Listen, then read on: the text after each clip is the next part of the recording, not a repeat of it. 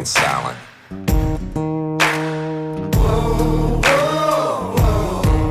Anything you say can and will be used against you in a court of law. You have the right to an attorney prior to and during any questioning. You can't afford one, a court will appoint one for you. You understand your rights? Your crime spree was over, son. Yeah, you thought you had it licked, but Hitman and Overton made your sugar turn to shit.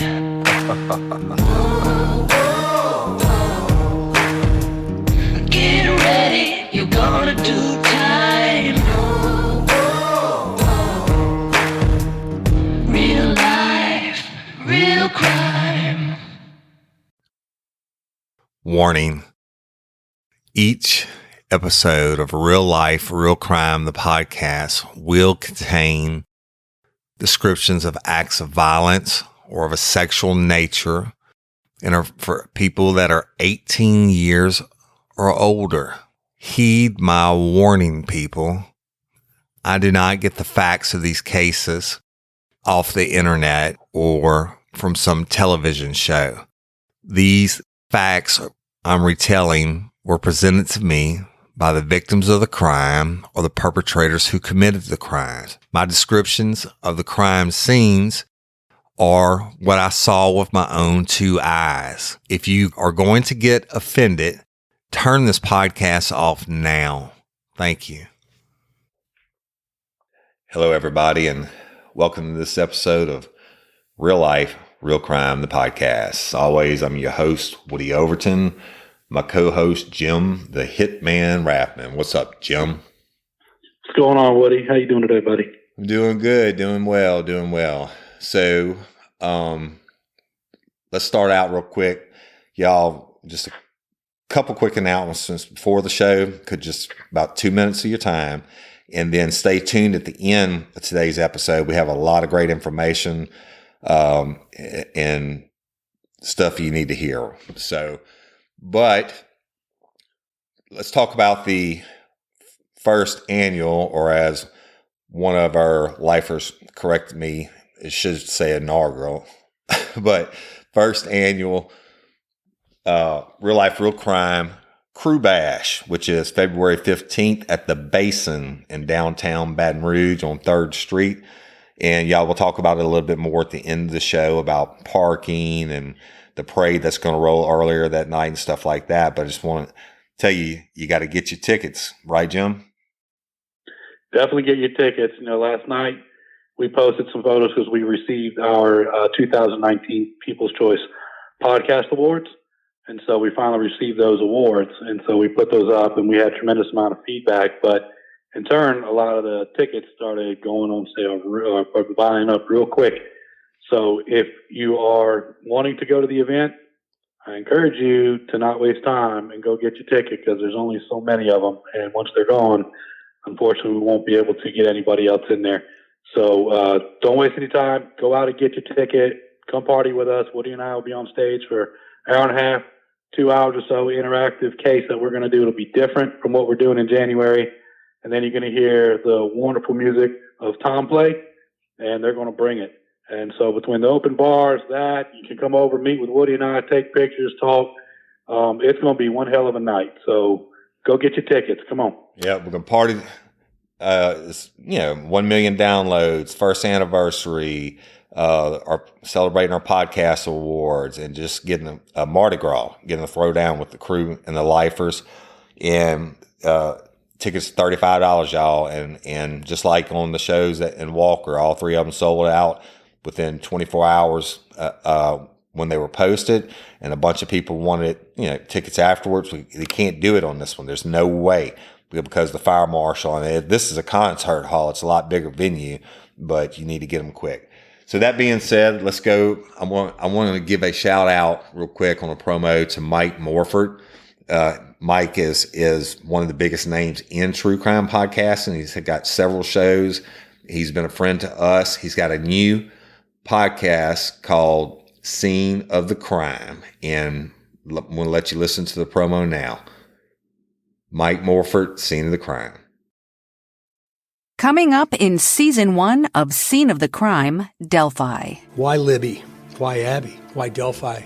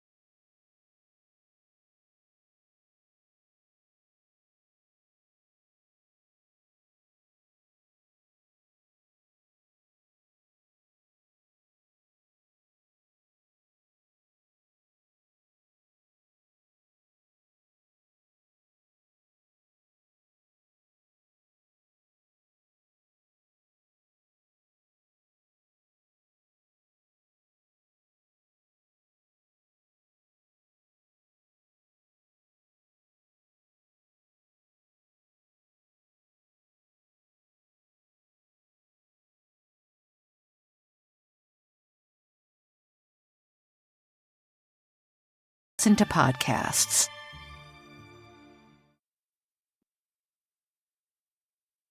All right, y'all.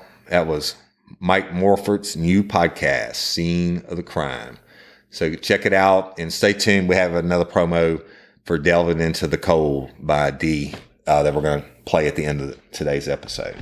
All right, Jim, let's get started. Today, Do it, buddy. Today we're going to talk about a murder case. It's kind of crazy.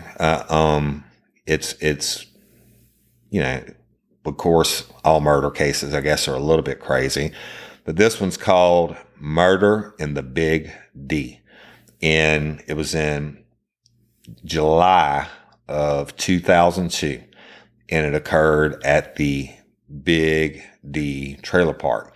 Now, you listeners, I've heard of us to talk about the Big D trailer park before on several episodes, but the main one being Hit a Lick, where they shot the man, the dumb criminals shot the man, etc. But it's the same place. And Jim, tell them about Big D. So Big D Trailer Park, if you're in, it's literally right on the line of Denham Springs and Walker. So if you are in the city of Denham Springs and you turn onto Florida Boulevard like you're heading east on 190, it's going to be on your left-hand side, probably about a half mile before you hit Burgess Road. It's kind of on the back side of Walker High School, where their football field and their track is. It's kind of like on that back end of that, close to Florida Boulevard. So if you can just, if that helps paint a picture of where it is, but I think that trailer park is closed now. Yeah, but it was definitely active back then. Yeah, they finally shut it down. Y'all, let me tell you why we're doing this story. We had so many requests to do this, to cover this story, and it is an interesting story. So that's we're answering y'all's request to hear this and to tell it. But the Big D trailer park wise, it wasn't a Kathy Bernard's trailer park. I mean, when you turn into it, and Jim, you can describe it better than me. It wasn't that deep. It's like not like it was super huge. But at least these trailers had lots and thank God. Yeah, and parking space. At least you could find where you're going. Right, but it, like I said, it wasn't that big, but they were all old piece of shit rundown trailers. And I mean, I'm sure there were some good people in there, but there were a lot of bad people in there. At the time, it actually fell in the city limits of Walker. It was covered by Walker Police Department. But it it was Walker's biggest problem. And for the drug use and domestic violence calls and all the trouble they had out there. So yeah, it wasn't a big trailer park at all. There's really no light, so at nighttime it's just real dark. Yeah. But at least you could find where you wanted to go, because at least they had a lot number. Unlike some other places we've been to before, where you have no idea which one is what, because the mailbox and the residences are a mile apart. Yeah. I mean, Livingston actually has, they have some trailer parks that are just like country clubs. And then you go all the way down to the other end, places that you can't even drive into that are just should be condemned. And anyway, but this one was the worst. I have to say, well, the worst in the Walker areas. It wasn't as bad as like Eastover or Maggot Estates. But it certainly was the worst in Walker. So back in July, I think like July the 10th, 2002, there was a guy named Joseph Trahan. He was 40 years old, and he's from Bruley, Louisiana. And our listeners in Louisiana, you'll know where that's at. You go across the bridge from East Baton Rouge, the Mississippi River Bridge, from East Baton Rouge to West Baton Rouge, and you get off and you take a left going south away from Port Allen. Eventually you run into the small town of Bruley. But Joseph Trahan, well, we would call him a frequent flyer. He had a pretty extensive criminal history. Like I said, he was 40 years old, but I mean, to tell you his character, his street name was Outlaw. I mean, I could think of like a lot of nicknames to have, Jim, but Outlaw, I guess that defines who you are right there. But anyway, so he was over there doing God knows what, I'm sure narcotics, etc. And y'all, I was contacted, I'm not going to say a name, by a relative of his, and they told me about him. And they said he was just a real shitbag, and he molested kids. And I mean, I'm not saying anything. I'm telling you what was told to me. He molested kids and attempted to molest them as they were coming up, and just, was always stealing and shit, and just a real piece of shit. It is what it is. I'm just giving you the background on him. And this person said, she believes he absolutely, well, I'll say that. I'm going to get ahead of myself.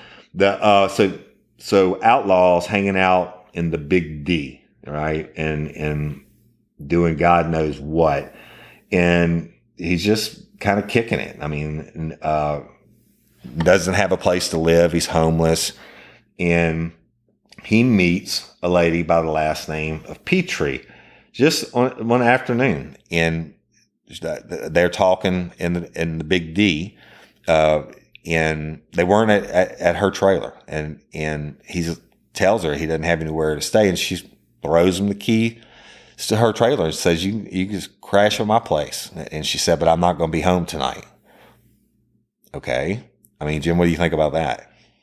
I mean, it's a fact that he had never stayed there before, and that's the night, the first day she ever met him.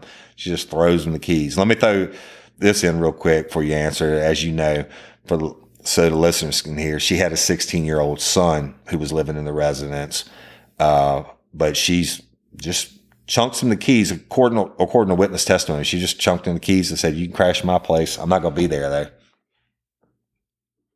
I mean, it's an interesting way to do it. It kind of fits what goes on in that trailer park, though, with everything else that was going on, the drugs and so on. But I mean, no risk factors into that at all. Didn't even, who is this guy? What's his background? Oh, by the way, my son's staying in there. But hey, don't worry about it. I don't know you. So here's my keys. Go ahead and crash. Make yourself comfortable. Yeah. Make yourself at home. Pretty friendly. Yeah. Make yourself home, hang out, whatever. I mean, I don't really get it, but eat my food, pet my dog, fart on my couch, whatever you want to do. I don't get it. I mean, he just, I guess it just takes all kinds of people to make the world go round. So you got this transient. I mean, he's just cruising through, going neighborhood to neighborhood, doing his dope, and probably somebody left him there or whatever. We don't know, but we know he was not a resident of the Big D. He got there, and that was literally within minutes of meeting the guy. She chunks him the keys and says, "You can crash at my pad, but hey, I'm not going to be there." Well, that being said, she wasn't there. And she comes home the next day and goes into her trailer and doesn't see the dude, right? So I don't guess she was thinking, her name was Pam, by the way, it's Pam Petrie. So Pam goes in and cruising I guess she goes in and, I mean, doesn't know if he's going to be there or not be there or whatever. I don't know. Who knows where she's been. So it's the next day she comes in and walks into the trailer, and it wasn't a big trailer at all. I think it had 2 bedrooms and a bathroom and the living room. And so she goes back to her son's room, and like I said, he's 16 years old, and his name was Wesley.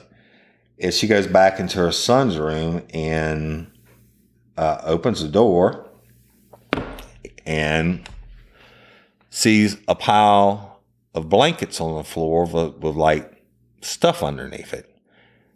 And I don't know what was going through her mind, but evidently she reached down and pulled the blankets off, and there is Outlaw.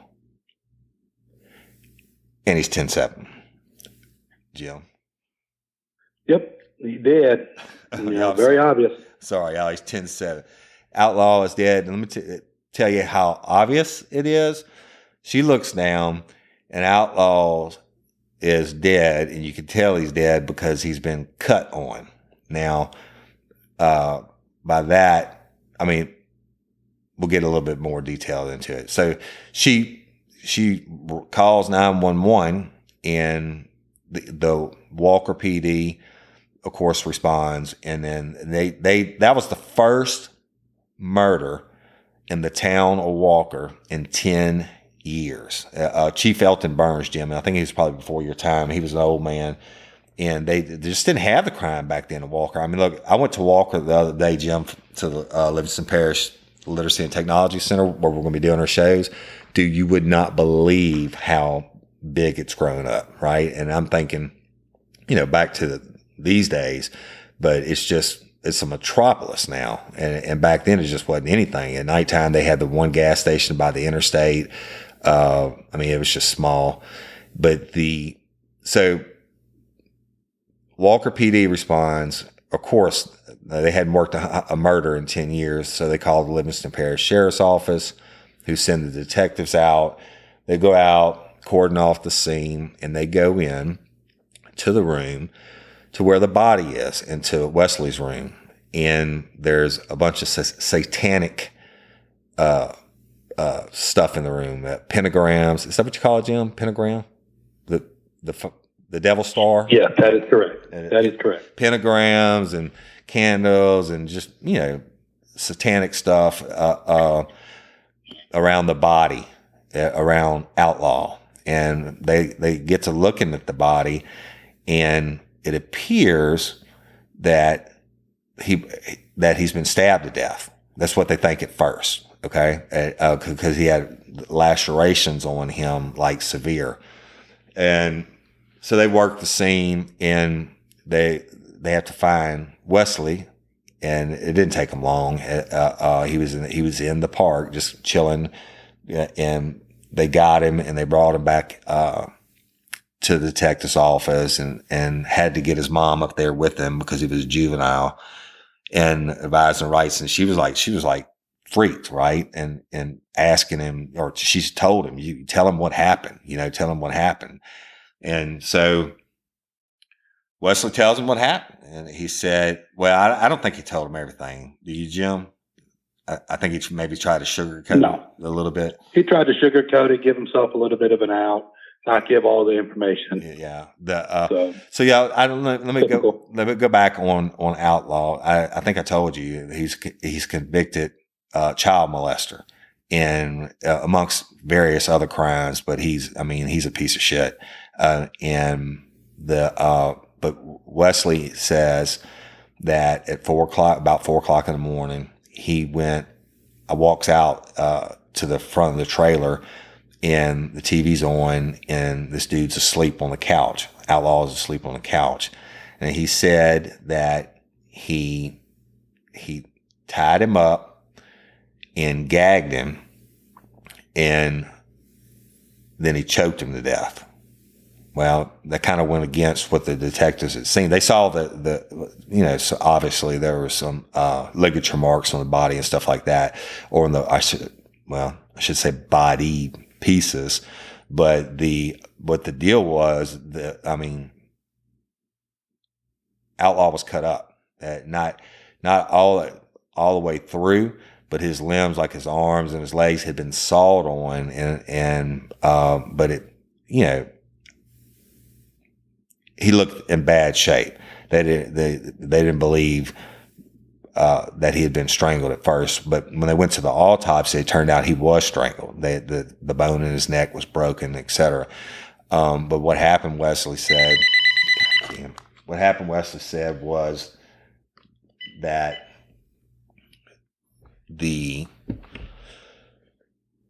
strangled him to death, and then he decided he was going to get rid of his body, and so he got a saw. Now, I don't know if you ever tried to saw, up a human corpse or an animal or a carcass or something like that. It's not that easy. Well, Wesley found out. He made several attempts to saw the limbs off the body, the arms and the legs, etc. But I think he would get to bone, and it's hard as hell to saw through a bone, right? And he quit, and he gave up. And then he ends up taking it back to his room and doing whatever. The satanic stuff was there for a reason. That he didn't admit to anything like that, and when they asked him about it, etc. But I think probably that Outlaw tried to get some, try to have sex with Wesley, and or Wesley may have played him along with it or whatever. I just don't think you can get a 40-year-old grown convicted felon to let you tie him up and gag him without a fight. Jim? I agree. There was obviously some sort of motive prior to that, and just like you're stating, there may have been some sort of advancements made that a 16-year-old or the 16-year-old enticed him into it, then convinced him to let him tie him up. Maybe they were as part of their play before he decided to kill him. I think that's the logical answer. Outlaw wasn't a small dude. And if I'm on the couch asleep, I don't care how hard I'm sleeping, you're not going to tie me up without me, raising some hell. And there was no offensive wounds, or I guess if Outlaw was attacking him. Anyway, but Wesley didn't have any scratches or bruises, no signs of trauma to his body, right? There was no, shit you couldn't tell on Outlaw because he was cut up. And so, but you'd think if there was a fight that Wesley would have had some kind of damages to him, but he didn't. And that's it, man. So that's my theory on it. But there should have been some sort of marks on him if there was a fight. You're talking about a 40-year-old convicted felon and a 16-year-old kid with the name of Outlaw, right? Outlaw is not going to just let you fucking tie him up and choke him. And there's no point in tying him up. After if you sneak up on him and you choke him to death and break his neck, there's no point in tying him up. He's dead. So I don't get the whole thing. And I don't know. But I bet you old Pam wishes she hadn't given Outlaw the keys for what, that's it is. To a sex offender. Yeah, that came out afterwards. I'm sure he didn't walk around with a sign or a tattoo on his forehead saying, "I'll rape your kid."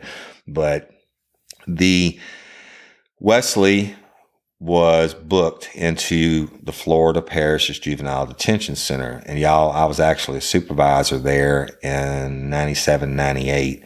It is the Florida parishes consist of Livingston Parish, St. Helena Parish, and St. Tammany Parish. And that detention center was built because for serious offenders, juvenile offenders from the birds up in the country, from 11 years old to 17. And him being 16, he was housed out there first, but it's for really bad kids. It's not a hug a thug program. I mean, it's for people that are in there for murder and rape and serious offenses. So he goes out there. Is there another Woodyism? What's that? Hug a thug. Yeah. I mean, if it is, it was a hardcore place. The cells were juveniles. You have to keep them independent of each other, and you get processed in just like a prison. They do go through the full strip search, and they have to do the delousing shower, and they give them the prison garb. I always used to threaten juveniles when I was questioning them, like, you want to go to Florida Parish Juvenile Detention Center? I'm going to tell you what's going to happen. When you get there, you're going to get stuck in a cell, a holding cell, till they get around to you.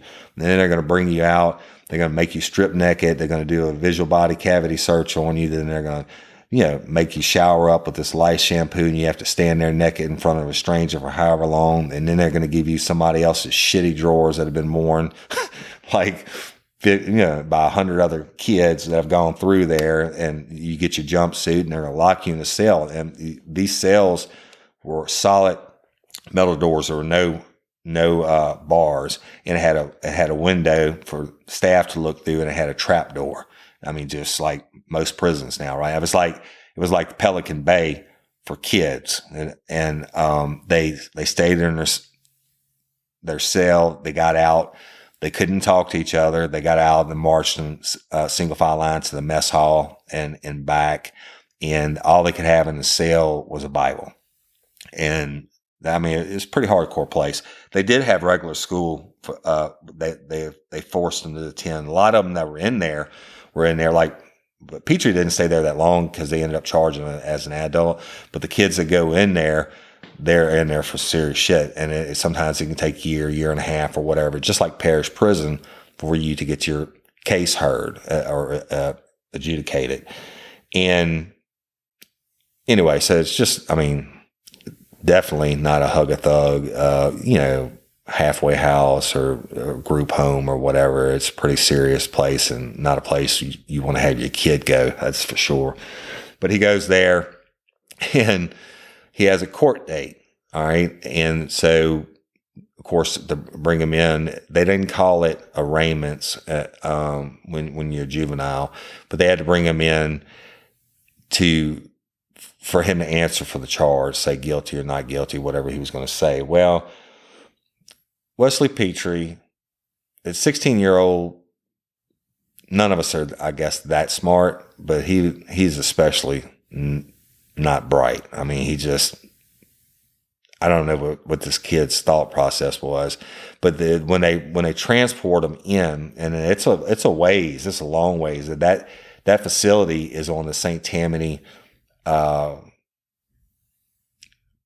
said it wrong earlier. It's Livingston Parish, Tangipahoa Parish, and St. Tammany and St. Helena, and so it's 4 parishes that it covers, the Florida parishes. But anyway, it's way over on the east, very far east side of Tangipahoa Parish, and right on the St. Tammany Parish line. But when they transport them just as hard as they would a death row inmate from Angola. They shackle them up, the waist belt, the cuff, the chains, the feet shackles, etc. And they bring him to court. You want to tell them what happened the first time they brought him to court, Jim? Yeah, he tried to run in handcuffs and shackles. How the fuck are you going to run with shackles on? I mean, that's the whole point and purpose. You have to, a fast walk in shackles, you have to, I mean, it's like baby steps. The chain is maybe 6 inches in between your feet. That's designed that way for a reason. This kid is not only in handcuffs. Now they had the big brown belt around his waist that fastens in the back, so they can't reach around and try to undo it. But the handcuffs go through the center loop in the belt, and his hands are cuffed in front of him with the handcuff key hole is facing towards him. Oh, and it has a black box on it. That's the last thing you put over the handcuffs is this black box, and it's a double lock mechanism. So the handcuff key faces towards the prisoner. So their hands are on the other side of the black box. They can't try to pick it, et cetera. Just another security measure. Then you go down and you have handcuffs for your ankles, shackles. And I mean, you can barely even walk in this shit. Y'all have all seen it in the movies, et cetera. And they pull up, and the prisoner parking was in the back. Jim, tell them about it. So he gets there, they bring him in, and he decides he's going to try to bolt and run. And like Woody is saying, you can't get very far. I mean, your hands maybe have 3 inches from your gut area is about as far as your hands are going to go with those shackles, and then your leg. I mean, there's no way you can get maybe 6 inches of room space maybe to walk. I mean, it's not much at all. So you're doing this real shitty shuffle, trying to go. I mean, my gosh, maybe he got 50 yards or so, before he was stopped. I mean, not a smart move. And the funny part about it is that, you know, he goes with 2 transport officers from Florida Parish Juvenile Detention Center. And so they literally were getting him out of the van. They put one hand on each arm. And before they do that, though, they call the bailiffs at the courthouse to open the back door to the courthouse. And so, there's another deputy, Livingston deputy, has eyeballs on them also. So all safety precautions, right? I mean, every policy and procedure that's ever been written is because somebody effed something up. I mean, and so these procedures are in place for a reason. And Petrie, I guess he thinks he's fucking Superman, or the devil was going to turn him into something, a bird, and let him fly away. I don't know. But he gets out, he breaks the grasp of the surprised correctional officers, and he makes it about 50 feet, and they flatten him. And he's got, it was a cement parking lot, but it was some loose pea gravel and stuff. And he's got gravel embedded in his head, and he's all road rashed and skin up. And they had to call medical out to come and patch up his little wounds and stuff and whatever. So I think that was catch another charge. Yeah, and he did. He called an escape charge, attempted escape, which is another 10 years. But I think that was one of the big factors in them actually charging him as an adult. I mean, the judges don't like that. The judges are all about the safety of the prisoners and in the courtroom, et cetera. Well, you're going in to answer or plea to a murder charge. I mean, he probably, honestly, I think they might have, because he cooperated and he confessed and everything like that. I think they might have given him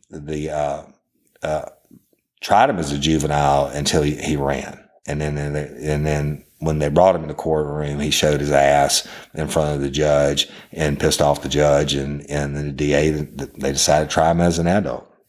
And then, or they booked him with, which back then was kind of unusual. Really, I mean, nowadays they charge 16-year-olds all the time, but back then, unless it was something really heinous, 15, 16-year-olds, they didn't charge them. They didn't charge them with murder like they do now. As an adult, I'm talking about. So it was definitely rare at that time, and how you are in front of the judge, how you present yourself, that plays a lot into that. And so when you just try to escape and then you go in there showing your ass, the last thing you ever want to do is piss off the judge or piss off the district attorney and make it even worse for yourself. So yeah, that definitely played into it along with his story. Yeah. I mean, but I guess, they didn't see a lot of redeeming qualities in old Wesley. And maybe the judge took in, the Satan worship stuff and whatever, and the DA, and they're like, we don't really want him getting out. Because the problem with it is, y'all, and that's why it's so common now that teenagers get charged as an adult. Florida Parish's Juvenile Detention Center, when you get convicted, they ship you to, if you get convicted as a juvenile, they ship you to a juvenile prison. Well, the problem with that is you get out at 21. Or at 17, they'll ship you to adult prison, but you still get out at 21. Juvenile life is 21, no matter what the crime is that you committed. So, and I guess they didn't want him getting out at 21. And so he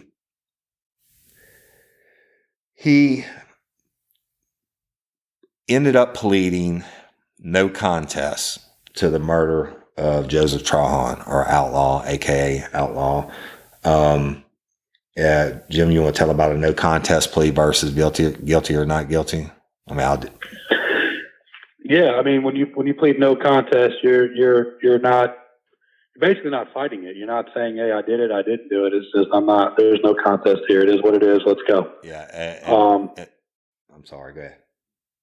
No, go ahead, buddy. The only thing no contest gives you, y'all, and I see this on these shows all the time where they pled no contest, and it's like Jim said, but the only thing it really gives you protection wise is you not saying that you're guilty straight out, so the family can't come back and sue you. You're playing they can still come back and sue, but they can't use this guilty plea against you.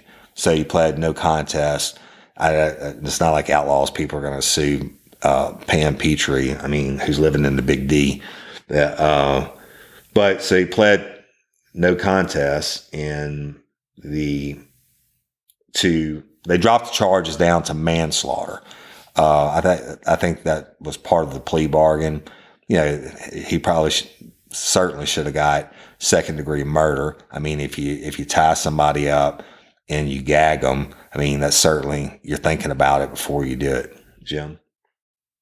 Right. And then on top of that, you try to dismember the victim as well, and then, of course, the investigators got to determine, was this done while the person was still alive, or is this post-mortem, so, and there are ways to tell with that, and I know that probably played a factor in everything too. Yeah. Well, the manslaughter in Louisiana, that's like if hitman come. Well, I'm gonna use you. If somebody comes in, yeah, I was gonna use you. My wife, I don't think that would be appreciated. If you come home and you find your significant other banging someone, and then in the heat of the moment, without pre-thought, you get your pistol and you smoke them like a pack of Cools, then that's a manslaughter charge. The heat of the moment basically is manslaughter. Then the next one up, of course, being second-degree murder, which is automatic life. But so they pled him down to get him to avoid the trial. It really wouldn't have been much of a trial, but by the time he goes to court, he's 17, and they sentence him for the manslaughter of Outlaw and the attempted escape. He got 27.5 years at hard labor with the Department of Corrections, with credit for time served. All right, so that's 2002. What's 27 years on that? That's 2029. 2029. Half of that, because it's Louisiana and they have good time. I'll tell you about that, about how he's been acting inside in just a second. So half of that is what, Jim? 2029. I don't want to put you on the spot. Yeah, you kind of did there, but I would say it's probably right around 2017, 18. Yeah, so his time is coming up, if it's not up already. But let me tell you about old Wesley. But he's just living it up in prison. He is. Actually, Karen Ortolano, one of our dream team members that does the research stuff, and I was talking to her about the case, and she said, "I think I saw him on one of the prisoners, a Write a Prisoner or something like that." So I looked it up. It's called writeaprisoner.com, and he actually puts a profile on there, like one of these dating websites or whatever, and he says. He has a picture of himself standing by a Christmas tree in his light blue prison garb, chino shirt or whatever you call that. He says, "I'm Wesley. I'll be 35 years old this August. I am incarcerated at a correctional facility in Louisiana. About Wesley. My sign is a Virgo. I am not willing to correspond outside the United States. My date of birth is 8/30 of 1985. Eyes are blue, hair is blonde, a hometown in Denham Springs, Louisiana." The dumbass didn't even know what city he lived in. And he's single, Jim. His marital status is single. Oh, what a shock. But, I mean, you can't make that shit up, man. And I'm looking, I mean, he's a full-grown man now. He's got glasses and he's got a beard and all that. But writeaprisoner.com. So, y'all, if you feel so inclined, you want to hook up with an inmate, you got to writeaprisoner.com and look up Wesley Petrie. But and he says his sexual orientation is straight, but I highly doubt that. A white guy in the prison system, and I work corrections, y'all. It would make a difference if you're Arnold Schwarzenegger on a tier at Angola of 100 inmates. There might be, one or two Caucasians, and it doesn't matter. How big and badass you are, they're gonna get that booty. I mean, it just happens.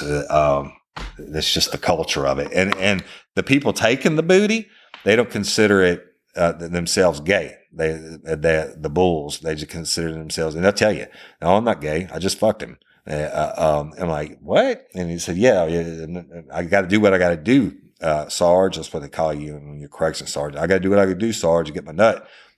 When I'm in prison, it doesn't mean I'm gay. Okay, man. Whatever works for you. So, anyway, I know you're not trying to laugh, Jim. I'm sorry if I got too crude. But so anyway, y'all, look out. Wesley Petrie will be getting out soon and on parole, I imagine. And that's it. Kind of a crazy story that I think that's the only one that I know of. About dismemberment and satanic and all that stuff. Jim? Yeah, and I know that when they did the autopsy, just kind of cover a little bit of it. As I mentioned earlier, sometimes you want to see if some of these cut marks when he was doing a ritual, like cuts on them and things like that. Was this before death or after death? Was he tortured? And you're able to tell, because when somebody is alive and you're cutting on them, they're going to bleed, right? You got the heart's pumping, the blood's flowing through the system. It can come out and drip and pool. But when you're deceased and you've been there for a little while, that doesn't happen anymore. The capillaries in your blood starts to thicken. And so it's almost like that blood now becomes coagulated. So it's very thick. So it doesn't pool out. It doesn't drip out. If anything, it's kind of like a bluish stain. Yeah. It's lividity setting in. So, yeah. Right. Because lividity setting in. So it's completely different, and that's how you can really tell if somebody's been cut or dismembered or whatever the case. Because sometimes there's people that are tortured. They may take them off limb by limb, and they're still alive. Well, there's a way to tell. Right. And so that's part of that autopsy process where Dr. Krewe would have examined that. Yeah, and the when lividity sets in, when your heart quits beating, all your blood it succumbs to the law of gravity. It pulls to the lowest point of your body. And so you're right, Jim. And when he tried to saw him up, it was in his room, and they would have been able to tell also eventually by, the blood type and all that. But kid admitted to it, or kid, I said Wesley, at writeaprisoner.com, admitted to it, and that's it. Just a strange case, but we did it because I'm telling you, I must have had at least 30 people and we are. When we were 11 years old today, Jim. It was today the 10th. Let's see. Today is the 10th. Hey, Yes, hey, we're 11 months old today, lifers. And so especially in the last, I don't know, Livingston Parish, our fans really came out on strong in the last 6 months or so, I would say. And I know that's because of the bomb deals and the ladies from that, and then promoting us, and one of our dream team, and now one of my wife's good friends, Lori Goolsby, promoting us. And we're kind of on fire in Livingston Parish, but once that took off, the people wanted to know about this case. And I guess it's just kind of an urban legend for most of them, and thinking this guy was all hacked up and in a million pieces and all the things you hear about the devil worship and all that. But we had tons and tons and tons of requests for it, so we figured we'd knock it out for y'all. And there you have it. There you have it. Murder in the Big D. Wesley, write a prisoner. Murder in the Big D. And I literally wonder how many letters he's going to get. I don't know, but if you write him, ask him. I'm not going to say that. I'm not going to say it, but I'm actually going to filter. I really was going to say something nasty, but I'm not.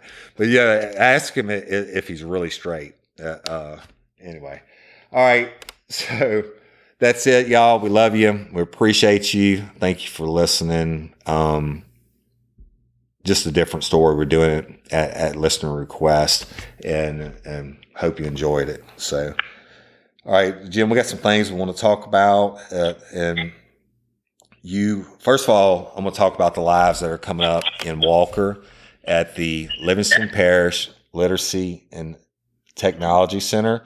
I had the privilege of going over there the other day and spending a couple of hours with Kelly. Jim, I can hear some feedback with Kelly, their teacher. And y'all, let me tell you about the program. And Jim, it's amazing.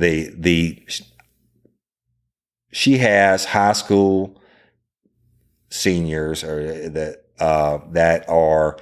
she's teaching real world law enforcement skills to now.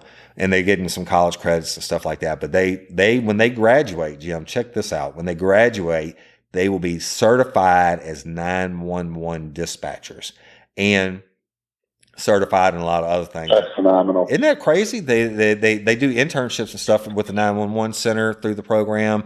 They do. That's an amazing program. It really is. But that's awesome. She has a closet full of holsters and the fake guns. They do handcuffing techniques. They do defensive tactics. They learn how to write search warrants. They learn about testifying as an officer. Yesterday, the day after I did it, they were going to the parish prison to spend some time there and to the 911 center. And Kelly is just an amazing teacher and full of passion for her students. And the kids, I say kids, the young adults that were in the class were amazing, Jim. I was a badass when I was in high school. I mean, I certainly wasn't disrespectful to any adults or whatever, but I wouldn't have been paying attention. But these kids were on the edge of their seats, and they're really vested into the program. And I can only equate it to like when I was coming up, they had like shop if seniors could go to for a couple hours a day and learn how to weld or do woodworking or whatever, if they knew they weren't going to go to college. Well, this program is such a success. She has so many of her ex-students that are in law enforcement right now that are officers, including Jim. One of them is Brian Paul's son, went through the program, and now he's a deputy with Livingston Parish. And Brian Paul, y'all have heard me talk about him as Brian Paul Smith. He's a chief deputy or chief criminal deputy for the Livingston Parish Sheriff's Office. But she's got tons of students that went on to graduate and go into law enforcement. And the things that they teach them is amazing. Just an amazing program. I wish they'd had a thought process like that when I was coming up. Maybe I wouldn't have been so bad. Yeah, I don't know. You come out with a skill set and a job opportunity. I mean, that's setting people up for success. That's amazing. And gives you the real deal taste of whether that could stomach the career of law enforcement. I mean, I talked to him for over 2 hours about everything from murder to autopsies to whatever. And I don't even know what I talked about. It was such a pleasure, such a treat. But man, they were awesome, and that program is amazing. Kelly is a fantastic teacher. The Livingston Parish Literacy and Technology Center, they don't just have that program, but that program is a huge success. And maybe we need to get Kelly on one day so she can explain it.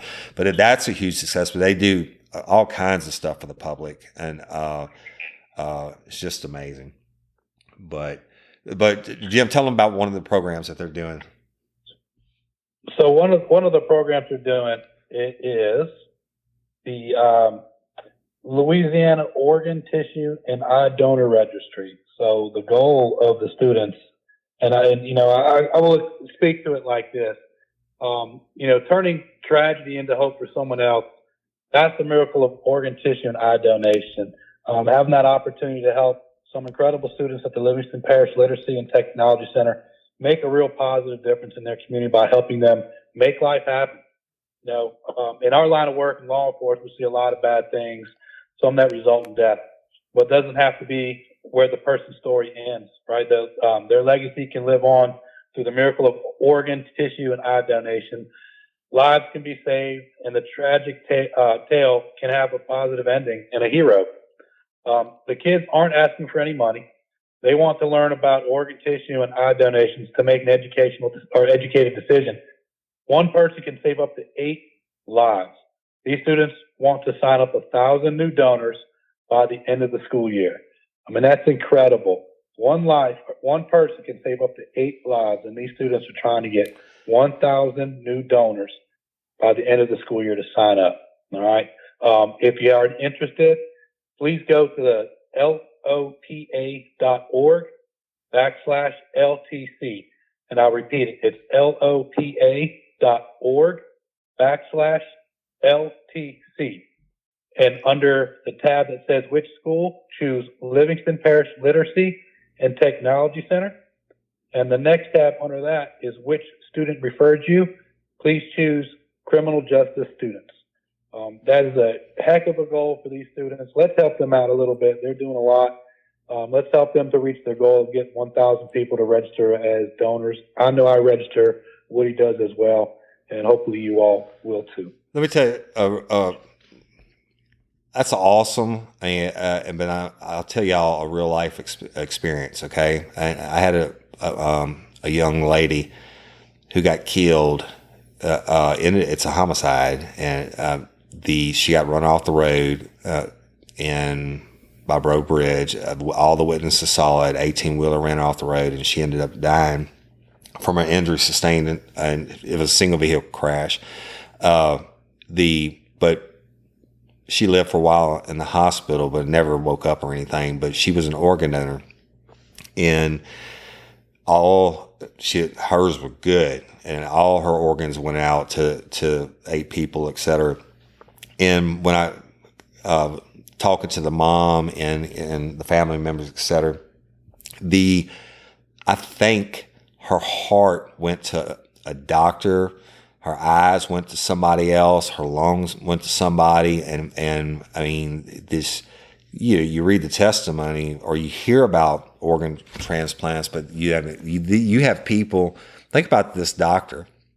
Not that a doctor is more deserving than anybody else, but think about this doctor who was literally dying, waiting on for a transplant, or they were going to die. It's like within months. It was a critical point, and Maddie, when she was deceased, they harvest the organs while you still attach the instruments and get them out and jet them to wherever they need to go. But this doctor is now able to go on every day and save other people's lives. And, think about I saw one yesterday, a guy that, who got something to do with the transplant of the eyes, and he had been blind for a couple of years, and now he can see out of one of his eyes. I mean, think about that. and it's just a powerful thing. I've always done it. I don't care what they do with my organs when I go, and I hope I'll probably be too old. I'm probably too old now, but I hope that they can use them. And these kids to take the initiative. It just goes the criminal justice, y'all. If you go to it, and Jim, I'm going to let you give the website and the link again in a second. The instructions one more time, because I really feel strongly about this, y'all. They only want to reach their goal of 1,000 people signing up for this. It takes like 2 minutes. I mean, what do you care what they do with your organs when you die anyway? If you're still alive and they can harvest them, then you can give the gift of life, then give it. I mean, and be a hero. That person that is alive every single day because you sign this little form, and you're not going to know. You're going to be gone. So be a hero. Jim, what is it again? The link is lopa.org/LTC. lopa.org/LTC. And then under which school? You want to choose Livingston Parish Literacy and Technology Center. And that next tab, under which student referred you, choose criminal justice students. All right. Yeah, I think that's a very worthy program. They're doing some great stuff out there. Those students are your future of law enforcement, your future law enforcement professionals, and one day you might need them. Yeah, let's give them some help.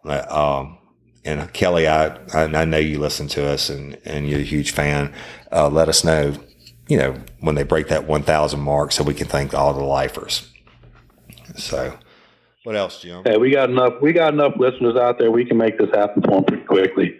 Let's help these students out. I agree. And think about Maddie and saving that doctor's life. I mean, it could be you. So, what else, buddy? Jim? Well, we talked about the bash. We got the live shows coming up here at the end of January. Yeah, let's talk about the bash again. Thanks for bringing it up. I have some questions, and from one of our lifers, and they're good questions, and we need to answer them. And it's just general questions, y'all. The crew of Orion's parade starts downtown Baton Rouge the same night that we do our live, but they start at 6:30 p.m. And part of the route does go on 3rd Street, but it's within the first quarter of the parade. The floats will be passing.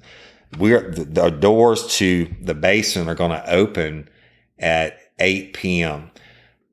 Plenty of time for the parade to get past, and there's plenty. And then they asked about parking. There are tons of parking downtown. You think about this. That they have all the downtown office buildings, and then you have the downtown government buildings and all that, and they have this tons of parking because it's where everybody goes to work every day, and it's going to be empty. All the lots are empty. You could park. Downtown Baton Rouge is one of the safest. It's probably the safest place in the city of Baton Rouge. The 3rd Street where the Basin is, that's where all the bars and the eateries are, and it's kind of like Bourbon Street without the crime, or Beale Street in Memphis without the crime, is the music venues and the restaurants and stuff. It's been an up and coming scene for the last probably, 8 to 10 years. And it's really, you go down there on the weekends, they have Friday night lives, and then Saturday nights, people walk from bar to bar and restaurant to restaurant and hang out all night long. That's what they do. And the police presence, Baton Rouge PD has a station down there. They have them on bicycles, they have them on units, they have them on foot patrol, etc. On parade night, you can't get any safer than that. They're going to have the full mounted divisions and everything else. And so people that from out of town, one of them was like, "Oh, I don't want to go to downtown Baton Rouge." It's the exact opposite of what you're thinking as far as safety wise, Jim. I agree. It's pretty safe. They do a great job keeping that all protected down there. And so come on out, have a great time. The parade will be long gone already. The doors will open up at 8:00, and there's plenty of time, plenty of parking, and it's going to be one hell of a night. Yeah, and when the doors open up, y'all, it's the Basin is going to be selling alcohol. You can come in at 8:00. One of the worst things about Mardi Gras and drinking is you can't ever find a bathroom. All right, and you want to make $1 million, you take a porta potty down to one of the parade routes and charge $1 a person, right? Because businesses won't let you in, et cetera. But if you have a ticket to the show and you want to hang out and watch the parade, because it makes a big loop around downtown, y'all, and actually will come back on the would be the south side of the Basin again. You want to go down and watch the parade? Shit, that's fun. Go down and watch the parade and have your beads, and you bring your own ice chest or whatever, and then, or if you need to go and use the bathroom, go to the Basin. The doors open at 8, and you can come and go with your ticket, right? So that's a added benefit. And again, there'll be a lot of people down there for the parades, but it's not going to hinder you, and it's not going to hinder our crew bash. And I think it's going to make myself personally, I'm going to have a beer and drink the parade before we take the stage. I'm going to have a beer. I'm going to have a beer and watch the parade before we take the stage. So and y'all, we're going to take the stage. We're doing a new case, totally separate from the 3 lives that we're doing in Walker. It's going to be a murder case. And now that Friday night, the night before, is Valentine's. And so this case is going to have something to do with that. It's definitely an adult case. I can tell you that. And it's going to fit in. And of course, Jim and I get to drink on stage and do what we do. And then when we get done, Tomplay. And now Tomplay is the full band. It's Toby and Shelli naturally singing, the people that do our music, but that, it's going to be the full band, all the acoustics, everything.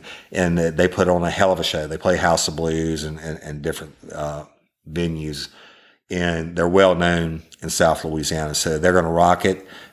We contracted them to play until closing. So it's really going to be something fun. We're going to have a good time. We're going to, I can't do a shot with everybody, but I'm going to be drinking the whole time. And I know Jim is also. And yes, indeed. We'll meet and greet and photograph with every one of y'all. I'm sure, I'm going to cut a rug and we'll do a little dancing too. But it's going to be a good time. It's going to be epic. I've, not tooting my own horn, not conceited, just convinced that when I throw a party, I throw a party. So, and I know Jim's the same way, but you know it. It's going to be a hell of a time, y'all. Come on out. We'll cut it up. We'll cut it up together. Yep. And what else we have to talk about, Jim? We love all of y'all, patron members. We love you. Thank you for your financial support. We really appreciate that. I think, Jim, we have 6 or 7 episodes locked up now for patron. Correct. 6. That was 6. Yeah, 6. About 6 hours worth. 6 never before heard episodes locked up, and every day people are hitting us up. Oh, I'm out of episodes or RLRC, and what can I listen to now? I mean, if you have a financial means, for $10 a month, you can unlock those episodes, and you get your discount in the merchandise store, and you shout out on social media and all that stuff. We try to give all our patron members as many benefits as we can. But if you want more RLRC, and we're going to continue to lock up a new episode every month, and we're going to be doing more stuff. And Jim, I'll let you touch on it real quick on YouTube, et cetera. And there's a lot more patron content's going to be put up. We have plans in the work. We'll leave it at that. But Jim, you want to talk about? Yeah. Go ahead. I'm going to talk about a few things here. One, check out our website, realliferealcrime.com, done by Black Sheep. Yes. Was a Black Sheep Creative. I think it's Black Sheep Creative. Yeah. And they do a hell of a job. So go check out our site. There's stores on there, events. You can read about Woody and I's bios. There's a bunch of information on there. So go check out that website, Black Sheep Creative. All our episodes. Sanchez. Yeah. All our episodes, Jim, and in the 24-hour store now with a whole lot more merchandise in it. Go ahead. I'm sorry. Yeah, it's great. So Clint Sanchez, and then they just killed it for us on that. Black Sheep Creative, the veterans. You want to support your veterans? Definitely, give them a call and let them put your websites together. They can do all the analytics you want, all the data collection, pay-per-clicks, SEO searches. I can do it all. So give them a shout. If you can follow us on Instagram, please. Real Life, Real Crime. You can follow me. It's just Jim_Rathman or Overton Woody. Those are our Instagrams. Go on there. We have our Facebook crew page. We already talked about our Patreon page. And one of the things we're putting up is the YouTube channel. That's going to be ready to rock and roll here real soon. And then you'll be able to see a lot of the stuff that we're doing live. We'll be on there talking all the time, episodes and just different things. It's going to be very interactive, or you'll be able to see us, and we're going to make that grow. So looking forward to getting you that. Once the YouTube channel's ready to go, you'll be notified right away. Yeah, and I tell y'all what we're going to do. We're going to figure it out on the YouTube channel to get everybody to go over and subscribe. Yeah, can I tell them, Jim? Say that again, Woody. I said, can I tell them what our plan is to get everybody to go over on YouTube and subscribe? Yeah, go for it. What we're going to do when we're ready is we are going to do a never release, a story y'all have never heard before, and put it up on YouTube only. So when you go over to subscribe, you'll get an extra Real Life, Real Crime episode. Or you can go subscribe as soon as Jim gets it up now or whatever. But as a subscriber, you'll be able to get this extra episode. And also, before we record these shows, we're going to spend about an hour live on YouTube and answering questions and fan interaction every time we record. And we're going to shut it off right when we start to record the episode. But we'll still let the cameras run, and we're going to start locking up the recorded episodes for our Patreon members, and you'll get to see a video of Jim and I recording the whole episodes. So that I forgot to say that about Patreon. But yeah, YouTube's going to be big, people. And we're going to get on there every day and talk about whatever we want to talk about. And Twitter and Instagram. And don't forget, like I said, we have the Lanyap page, our booking page, which is the book club our Dream Team is doing. And Dream Team, we love each and every one of y'all. You're all freaking awesome. Thank you guys so much for all your support and all the comments you've made on Facebook lately and sharing our information with everyone. That's how we continue to grow. And there's a lot of cities that want us to come and do a live show out there. So if you're in one of those cities and you want us to come to your city and do a live show, definitely spread our podcast to your community there. And once we get enough numbers, we'll be happy to come there and do a live show. It's what we love to do. We'll come and interact with all of you. We'll go all across the world. We don't care. Yeah. We love it. Yeah. Just spread it within your community. And once we see that it's there, we can book a venue. We'll do it.